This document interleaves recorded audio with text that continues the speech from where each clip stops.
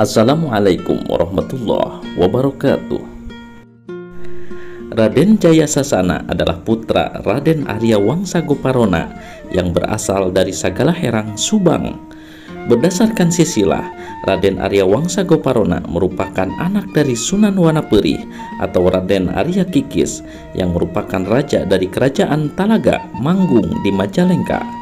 Anak dari Raden Ragamantri alias Sunan Parung Gangsa, Prabu Pucuk Umum, anak dari Munding Sari Ageng. Munding Sari merupakan salah satu anak dari Prabu Siliwangi yang ketika runtuhnya Pajajaran pada tahun 1579 Masehi kabur ke daerah Talaga di suku Gunung Cerme. Raden Arya Wangsa Goparona berkelana dan sampailah ke Kampung Nangkaberit yang sekarang masuk ke wilayah Kecamatan Sagalaherang, Kabupaten Subang. Di sana ia mendirikan sebuah desa dan menjadi dalem atau kepala negari. Raden Arya Wangsa Goparona memiliki 8 orang anak, yaitu Jayasasana, Wiradiwangsa, Candra Manggala, Santaan Kumbang, Yudanagara, Nawing Candra Dirana, Santaan Yudanagara, dan Nyi Murti. Jayasasana sebagai putra pertama Raden Arya Wangsa Goparona terkenal sebagai seorang yang ahli ibadah dan rajin menuntut ilmu. Setelah dewasa, Jayasasana diberikan tanggung jawab oleh ayahnya dalam Sagalaherang berupa 100 orang rakyat atau cacah. Menurut sistem feodalisme saat itu, kekuasaan seseorang bangsawan ditentukan oleh banyaknya rakyat yang dipimpin, bukan berdasarkan tanah atau wilayah, karena semakin banyak rakyat, maka akan semakin banyak pula wilayah yang ditempati oleh rakyatnya itu. Bersama ke-100 orang itu, Jayasasana kemudian mencari tempat baru ke daerah pedalaman Jawa Barat saat ini dan sampailah ke daerah Sungai Cikundul yang sekarang berada di wilayah Kecamatan Cikalong Kulon. Di sini mereka mulai bermukim dan membuka lahan baru.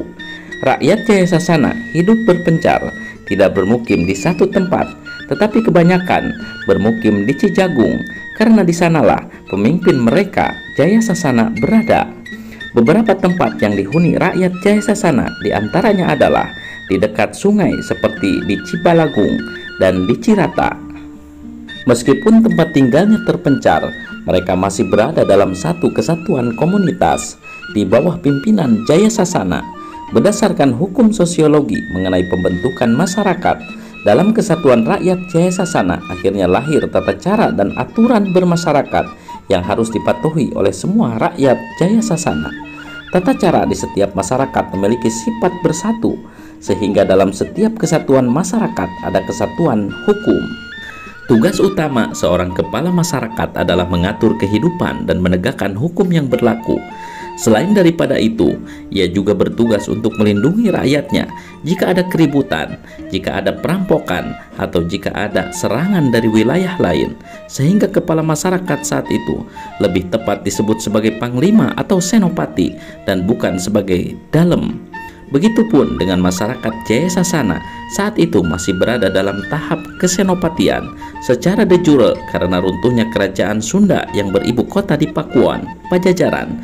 Sebenarnya wilayah yang saat itu ditempati oleh rakyat Jayasasana berada di bawah kekuasaan Kesultanan Mataram, namun secara de facto berada di bawah kekuasaan Kesultanan Kesepuhan di Cirebon karena status Cirebon di abad ke-18 adalah negara bawahan atau pasal dari Mataram.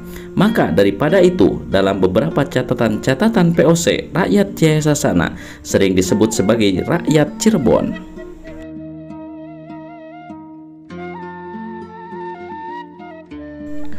Runtuhnya Pajajaran menyebabkan beberapa daerah merdeka dan menyebabkan beberapa kerajaan berusaha mengklaim wilayah bekas Pajajaran, termasuk kerajaan Sumedang Larang di bawah Prabu Gesan Ulun yang menurut klaimnya bahwa seluruh bekas wilayah Pajajaran adalah wilayah Sumedang Larang. Dalam rangka menegakkan klaimnya, Prabu Gesan Ulun kemudian menyelenggarakan serangkaian kampanye militer untuk menaklukkan wilayah-wilayah yang tidak tunduk pada klaimnya. Untuk mengatasi kampanye militer Sumedang Larang, Cirebon kemudian memperkuat pertahanan, di antaranya adalah di wilayah Cimapag yang saat itu wilayah Cimapag termasuk ke dalam wilayah tanggung jawab Jayasasana. Maka Cirebon kemudian mengangkat Jayasasana sebagai senopati atau panglima dengan gelar Wiratanu. Wiratanu artinya panglima atau senopati. Dalam masa genting seperti itu, beberapa kesatuan masyarakat yaitu Cipamingkis di bawah pimpinan Nalamerta, Cimapag di bawah pimpinan Nyiu Nagara, Cikalong di bawah pimpinan Wangsa Kusuma, Cibalagung di bawah pimpinan Nata Manggala, Cihea di bawah pimpinan Wastu Nagara, dan Cikundul di bawah pimpinan Jayasasana dengan gelar Wiratanu.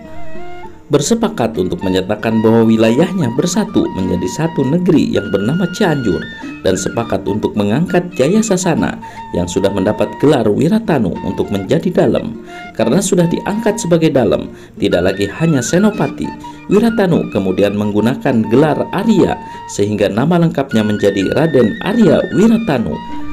Berbeda dengan Bandung atau Sumedang, Cianjur merupakan kabupaten yang berdiri sendiri atau merdeka, meskipun secara de jure masih di bawah Mataram melalui Cirebon.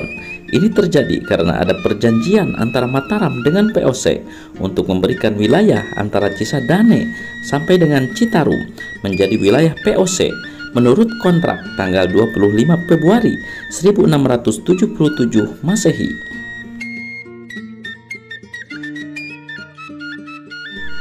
Seperti telah diketahui, Cianjur pada awalnya adalah wilayah Mataram melalui Cirebon. Pada tahun 1670 sampai dengan 1677 bisa disebutkan sebagai 7 tahun kebebasan dari kekuasaan Mataram. Hal ini terjadi karena pada tahun 1670 Kelai Mataram atas wilayah-wilayahnya yang sudah berkurang karena fokus berperang dengan POC.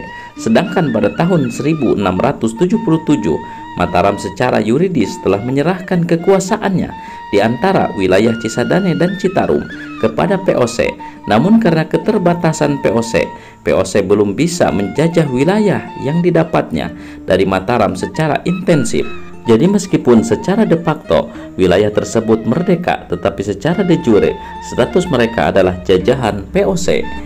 Pada tanggal 2 Juli 1677, Trunojoyo menyerbu Istana Pleret dan Amangkurat I, kabur bersama Mas Rahmat.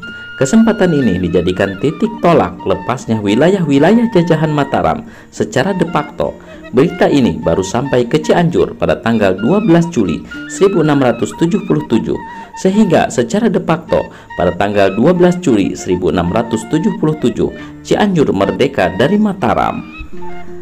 Kemerdekaan yang dicapai sebenarnya hanya de facto karena secara de jure Cianjur sudah berada di wilayah POC berdasarkan kontrak tanggal 25 Februari 1677. Namun karena POC belum mampu mengelola daerah jajahannya, sehingga Wiratanu pada waktu itu berhasil menjadi dalem secara mandiri tanpa diangkat oleh POC maupun oleh raja atau sultan yang lain. Sehingga menurut catatan POC atau Belanda, Bupati Regen Cianjur yang pertama bukanlah Wiratanu I, tetapi anaknya yaitu Wiratanu II. Setelah lanjut usia, ia menetap di kampung Majalaya dengan mendirikan paguron pesantren sampai wafat sekitar tahun 1706 Masehi. Dan ia meninggalkan putra-putri sebanyak 11 orang, diantaranya adalah Raden Arya Wiramanggala yang kemudian menjadi penerusnya sebagai Wiratanu II, Raden Arya Martayuda, Raden Arya Tirta, Raden Arya Nata Dimanggala bergelar dalam Arya Kidul, Raden Arya Wiradimanggala bergelar dalam Cikondang, Raden Arya Suradiwangsa, Nyimas Kaluntar, Nyimas Karangan, Nyimas Bogem, Nyimas Kara, dan Nyimas Jenggot. Ada versi lain yang menyatakan bahwa sebenarnya Raden Arya Wiratanu I tidak menikah dengan jin, tetapi menikah dengan seorang wanita yang berasal dari India.